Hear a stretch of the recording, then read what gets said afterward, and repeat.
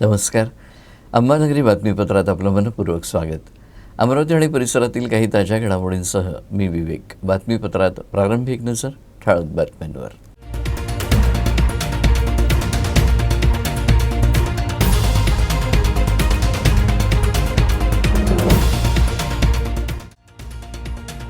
अमरावती जिल्ह्यातील रुक्मिणी विदर्भ पीठाचे पीठाधीश्वर जगद्गुरू रामराजेश्वराचार्य महाराज यांना अयोध्येतून निमंत्रण. मात्र मी निमंत्रित नाही, मला तर प्रभू श्रीरामचंद्रांनी बोलावलं असल्याची दिली प्रतिक्रिया.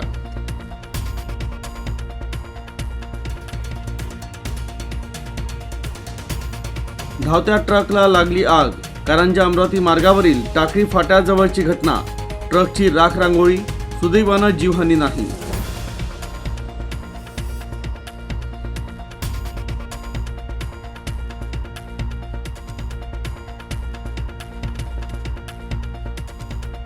आणि अमरावती जिल्हा परिषद अधिकारी आणि कर्मचारी क्रीडा महोत्सवाला सुरुवात. बहारदार सांस्कृतिक कार्यक्रमात अधिकारी आणि कर्मचाऱ्यांनी सादर केले सांस्कृतिक कार्यक्रम.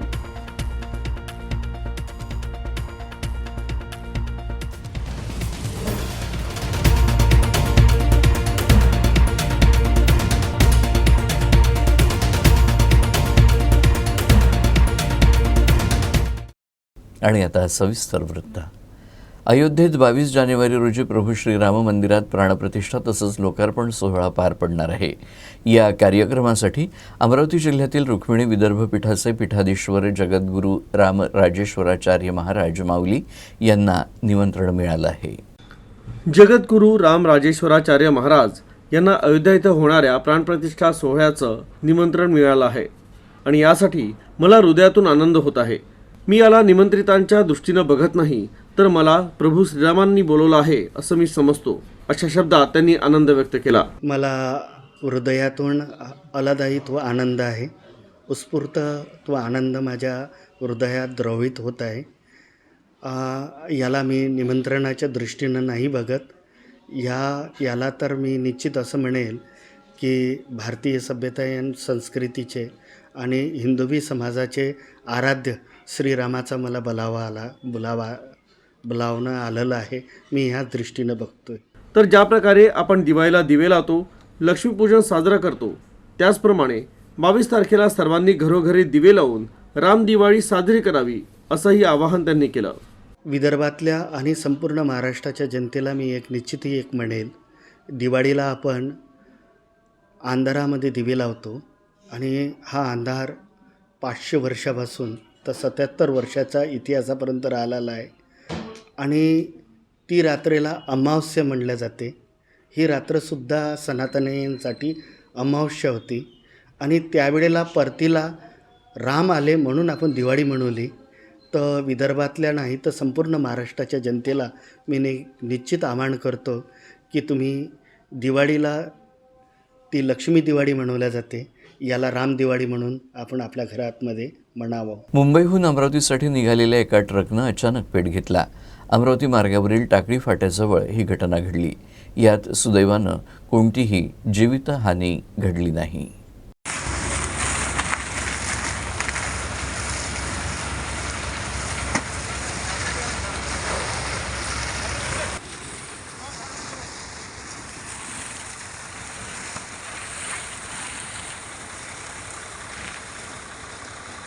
डिझेल टाकी पुढे फुटली का रे? डिझेल टाकी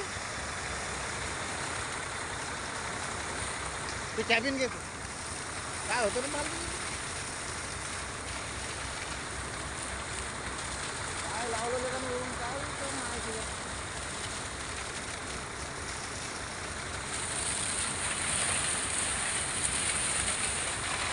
समजून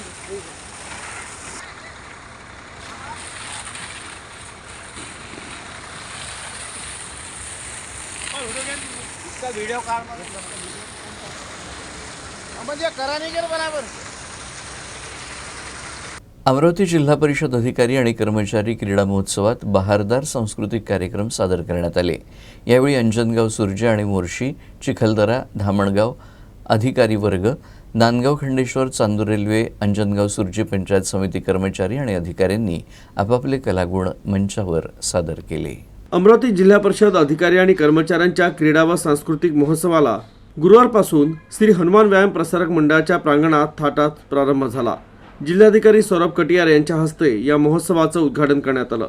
या महोत्सवात 14 पंचायत समिती आणि मुख्यालयातील 3000 अधिकारी आणि कर्मचारी सहभागी झाले आहेत. तर या महोत्सवात सांघिक आणि वैयक्तिक खेळांसह सांस्कृतिक कार्यक्रम आयोजित करण्यात आले. विशेष म्हणजे यात अंजनगाव सुरजी, मोर्शी, चिखलदरा, धामणगाव, नांदगाव खंडेश्वर, चांदूर रेल्वे, अंजनगाव सुरजी या तालुक्यातील शासकीय अधिकारी आणि कर्मचाऱ्यांनी उत्कृष्ट सादरीकरण केलं. विविध मागण्यांसाठी आंदोलन करणाऱ्या अंगणवाडी सेविका शुक्रवारी आक्रमक झाल्या. अमरावतीतल्या गांधी चौकात या अंगणवाडी सेविकांनी रस्ता रोको आणि जेल भरो आंदोलन केलं.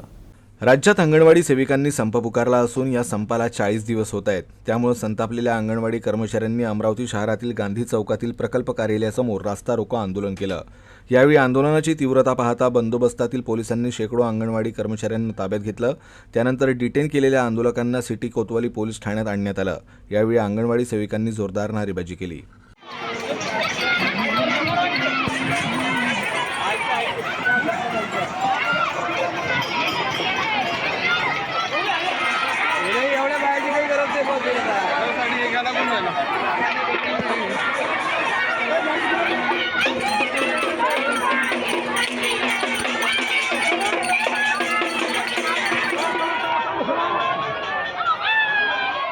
वाळू चोरीला आळा घालण्यासाठी जिल्हा प्रशासनाकडून विविध प्रकारच्या उपाययोजना राबवण्यात येत आहे.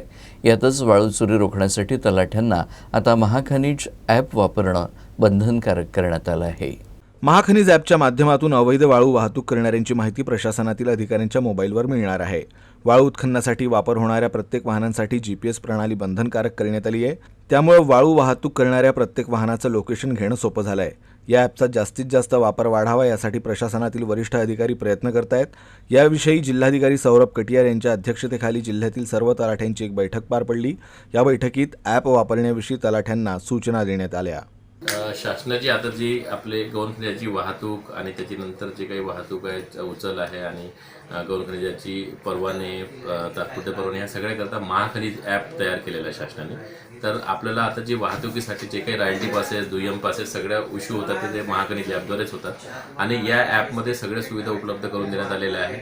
समजा एखाद्या क्षेत्रीय महसूल अधिकाऱ्यांनी तलाट्यापासून तर तहसीलदारांपर्यंत किंवा कोणत्या पण क्षेत्रीय महसूल अधिकाऱ्यांनी कोणी जर वाहनांचा तपासला, त्याच्याकडे रॉयल्टी आहे नाही आहे आणि समजा त्याच्यामध्ये अवैध वाहतूक आढळून आली तर त्यामध्ये त्या ॲपमध्ये ती सुविधा सुद्धा देण्यात आली की त्याच्यातूनच त्या ॲपमधूनच त्याच्यावर पंचनामा होईल आणि प्रकरण दाखल करून त्याच्यानुसार कारवाई सुद्धा करता येईल. त्याच्यामुळे ह्या ॲपद्वारे सगळेच जे संबंधित आमचे क्षेत्रीय अधिकारी आहे त्यांनी याचा पुरेपूर वापर करून जे काही अवैध गौण खनिजाच्यावर आळा घालण्याकरता आवश्यक ते कारवाई आपल्या स्तरावरून करण्यात याव्या. यानंतरच्या बातम्या थोड्याच वेळात.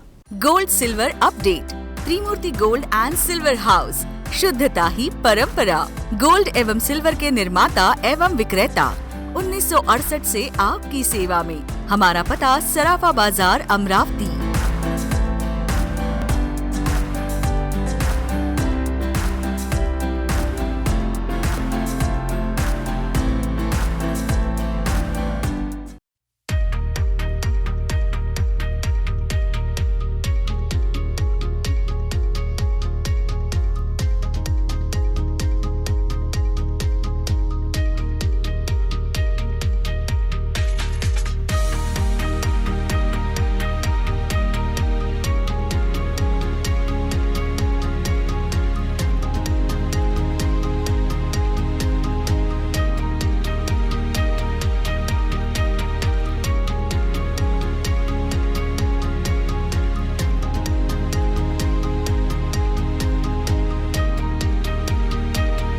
विश्रांतीनंतर बातमीपत्राच्या या भागात आपलं पुन्हा एकदा स्वागत. तलाठी भरती परीक्षा पुन्हा घेण्याच्या मागणीसाठी अमरावतीत विद्यार्थी आक्रमक झाले. या विद्यार्थ्यांनी जिल्हाधिकारी कार्यालयावर मोर्चा काढला. तलाठी पदभरती पुन्हा घ्यावी, पोलीस भरती तात्काळ घेण्यात यावी, तसंच परीक्षा घेणाऱ्या TCS, IBPS कंपन्या बंद करण्यात याव्या या मागण्यांसाठी युवा दिनी विद्यार्थी रस्त्यावर उतरले. स्पर्धा परीक्षांचा अभ्यास करणाऱ्या विद्यार्थ्यांनी डॉक्टर अजय यावले यांच्या नेतृत्वात अमरावती जिल्हाधिकारी कार्यालयावर मोर्चा काढला होता. यावेळी मागण्यांचे फलक झळकावून विद्यार्थ्यांनी आक्रोश केला. काँग्रेस नेत्या आणि आमदार यशोमती ठाकूर यांनी मोर्चाला पाठिंबा देत विद्यार्थ्यांची भेट घेतली. यशोमती ठाकूर यांनी यावेळी केंद्र आणि राज्य सरकारवरही टीका केली.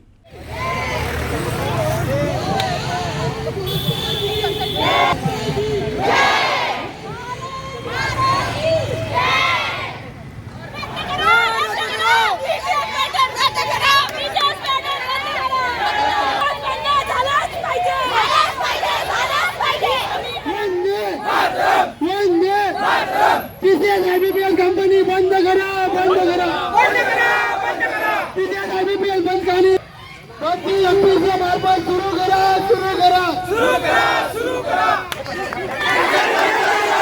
आमचा एकच पक्ष, कारण आम्ही जिथे आलो आहे तर दोन आहे, आपल्या कुठे जागेवर आहे. मला काल दादाचा फोन आला होता आणि बाकी आपल्या काही मंडळींचाही फोन आला होता की आम्ही आंदोलन करतोय. खरं आता आपण सरकारबद्दल खरं बोललो तर सरकार म्हणतं आमच्या विरोधात बोलतात, पण सरकारचं धोरण जे आहे ते कुठेतरी मोठ्या प्रमाणात चुकतंय ही वास्तविकता.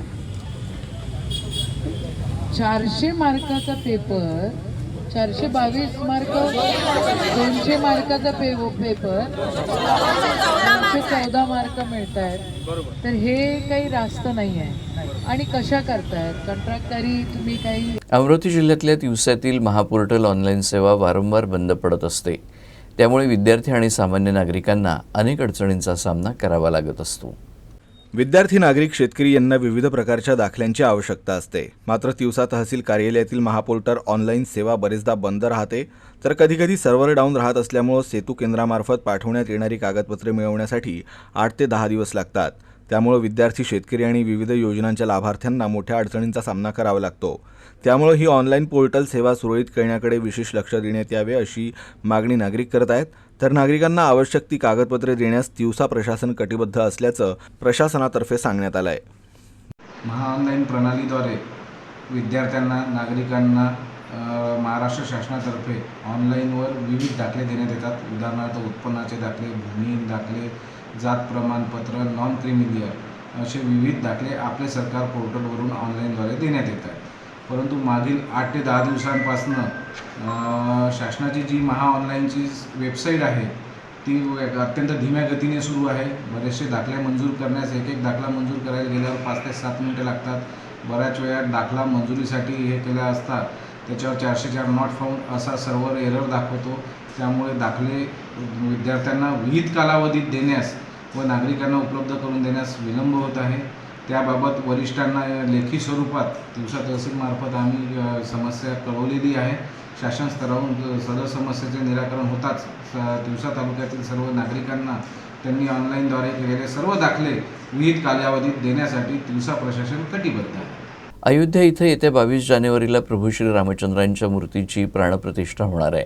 त्या पार्श्वभूमीवर ज्येष्ठ विधिज्ञ ॲडव्होकेट प्रशांत देशपांडे यांच्या पुढाकारातून अमरावतीतील सर्व धार्मिक स्थळांवर रामरक्षा स्तोत्र पठण करण्यात येत आहे. सोबतच रामरक्षा स्तोत्र पुस्तकांचं वितरण देखील करण्यात येत आहे. रामलल्लाच्या मूर्तीची अयोध्येत 22 जानेवारीला पंतप्रधान नरेंद्र मोदी यांच्या हस्ते प्राणप्रतिष्ठा होणार आहे. याच पार्श्वभूमीवर नागरिकांमध्ये जनजागृती व्हावी, धार्मिक सलोख्याचं वातावरण निर्माण व्हावं यासाठी अमरावतीतील ॲडव्होकेट प्रशांत देशपांडे यांनी शहरात 4000 रामरक्षा स्तोत्र पोथी पुस्तकांचं वितरणासोबतच त्याचं पठण करण्याच्या महासंकल्पाची प्रभावी अंमलबजावणी सुरू केली आहे. त्यांच्या या स्तोत्र वितरणाच्या कार्यक्रमाला उत्स्फूर्त प्रतिसाद मिळतो आहे. जसं आपणाला माहिती आहे की गेल्या 500 वर्षापासून जेवढे काही रामभक्त आहे ते ही जी 22 तारखेला जो योग जुळून येतो आहे त्याच्या प्रतीक्षेमध्ये होते. रामलल्लाला त्याच्या जागेवर बसवण्याकरता गेले 500 वर्ष वेगवेगळ्या रामभक्तांनी आपल्या प्राणाची आहुती दिली. आपणच स्वतःला लकी मानू की आपल्या देखत रामलल्ला आपल्या ज्याला म्हणतात हक्काच्या स्थानावर प्रतिष्ठापित होत आहे. प्रत्येक रामभक्तासाठी अतिशय आनंदाची, स्वप्नपूर्तीची ही वेळ. प्रत्येक रामभक्तांनी आपापल्या परीने हा आनंदोत्सव साजरा करावा अशी ही वेळ आलेली आहे. त्यामुळे एक रामभक्त म्हणून मी सुद्धा विचार केला की सगळेजण काही ना काही करतायत, पण असं करत असताना फक्त आनंद करायचा की ज्या रामाबद्दल आपण आनंद व्यक्त करतोय त्याच्यासाठी काही करायचं. म्हणून सहज विचार केला. मी आणि माझे सहकारी आहे आम्ही असा एक प्रण केला आहे की मी 4000 रामरक्षा कलेक्ट केल्या आहेत आणि अमरावती शहरात वेगवेगळ्या देवळांमध्ये जाऊन जे जे रामभक्त आहेत त्यांना ती रामरक्षा आम्ही वितरित करतो आहे. हेतू एवढाच की आजपासून रामरक्षेचं पठण करावं. नाही रोज तर कमीत कमी 22 तारखेला जेव्हा श्रीरामांची तिथे प्रतिष्ठापना होणार आहे अयोध्येला, त्या दिवशी तरी सगळ्यांनी एकत्र येऊन रामरक्षेचं पठण करावं.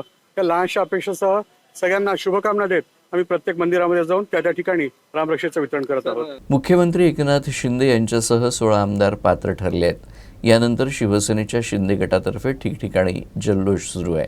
नांदगाव खंडेश्वर तालुक्यातही शिवसैनिकांनी बसस्टॉप परिसरात फटाके फोडून आनंदोत्सव साजरा केला. यावेळी शिवसेना पदाधिकारी मोठ्या संख्येनं उपस्थित होते.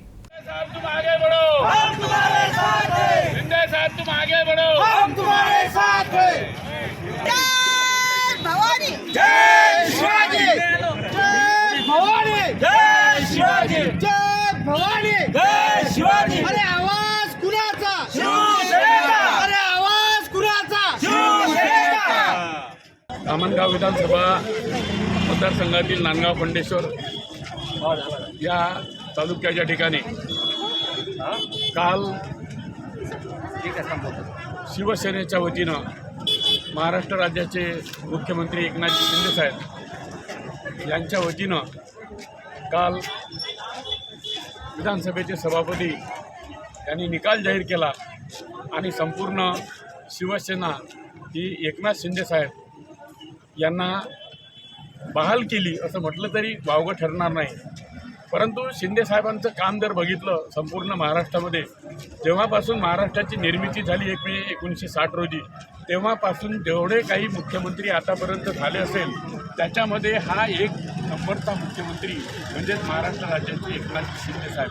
आणि हा नांदगाव खंडेश्वर तालुका धामणगाव विधानसभा मतदारसंघ या तालुक्याचे तालुका प्रमुख आदरणीय सुधीर पाटील खंडार, उपतालुका प्रमुख अमोल. बुलढाणा जिल्ह्यातील सिंदखेडराजा इथं राष्ट्रमाता मा जिजाऊंचा 426वा जयंती सोहळा मोठ्या थाटामाटात साजरा करण्यात येतोय.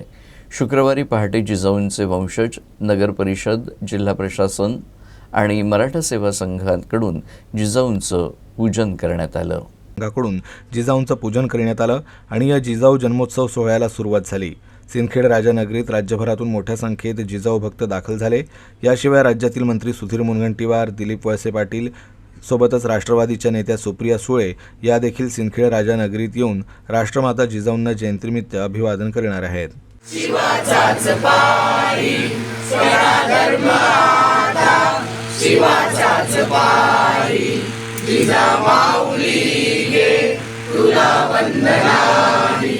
आज 12 जानेवारी जिजाऊ साहेबांचा 426वा जिजाऊ जन्मोत्सव आणि त्यानिमित्तानं जगभरातून येणारे जिजाऊ प्रेमी या जिजाऊ साहेबांच्या जन्मस्थळी येत असतात. मी सर्वप्रथम आमच्या सर्व राजे जाधव परिवाराच्या वतीनं त्यांचं सर्वांचं हार्दिक स्वागत करतो आणि येणाऱ्या सर्व जिजाऊ भक्तांना जिजाऊ जन्मोत्सवाच्या हार्दिक शुभेच्छा देतो. खऱ्या अर्थानं आजचा दिवस म्हणजे स्वराज्य जननी राजमाता जिजाऊ साहेब यांचा जन्मदिवस आहे आणि आजच्या दिवशी ज्या मातेनं जगाला, भारताला आणि आपल्या महाराष्ट्राला कित्येक वर्ष आणण्यात खितपत पडलेल्या जिजाऊ मावळ्यांना स्वराज्याचा मंत्र दिला, त्या राजमाता जिजाऊंचा आज जन्मदिवस आहे. मी आपल्या माध्यमातून सर्वांच्या प्रेसच्या माध्यमातून सर्वांना विनंती करेल की आपण येऊन या ठिकाणी जिजाऊ साहेबांचं दर्शन घ्यावं आणि एक ऊर्जा वर्षभरासाठी आपल्या आयुष्यामध्ये घेऊन जावी, एवढीच आग्रहाची विनंती आपल्या माध्यमातून करतो. दरवर्षीप्रमाणे यंदाही 11 जानेवारीच्या संध्याकाळी राजे लखुजीराव जाधव यांच्या राजवाड्यात दीपोत्सव साजरा करण्यात आला.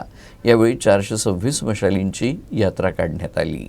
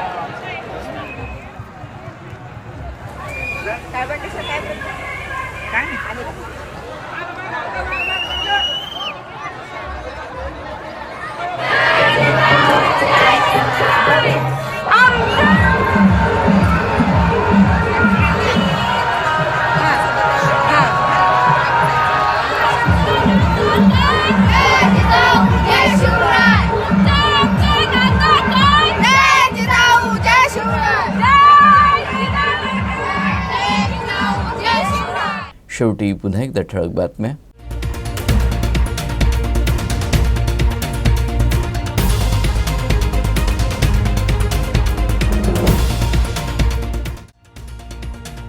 अमरावती जिल्ह्यातील रुक्मिणी विदर्भ पीठाचे पीठाधीश्वर जगद्गुरू राम राजेश्वराचार्य महाराज यांना अयोध्येतून निमंत्रण.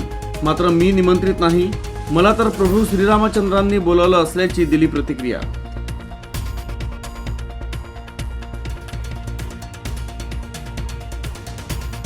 धावत्या ट्रकला लागली आग. कारंजा अमरावती मार्गावरील टाकळी फाट्याजवळची घटना. ट्रकची राख रांगोळी, सुदैवानं जीवहानी नाही.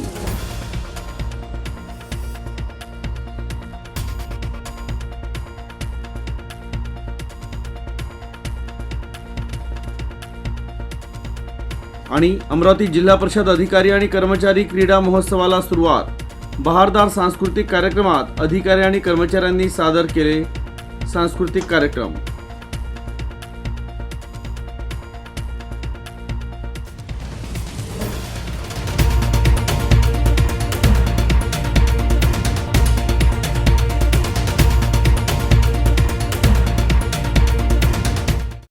आणि याबरोबरच हे बातमीपत्र संपलं. पुन्हा भेटूया पुढच्या बातमीपत्रात. तोपर्यंत नमस्कार.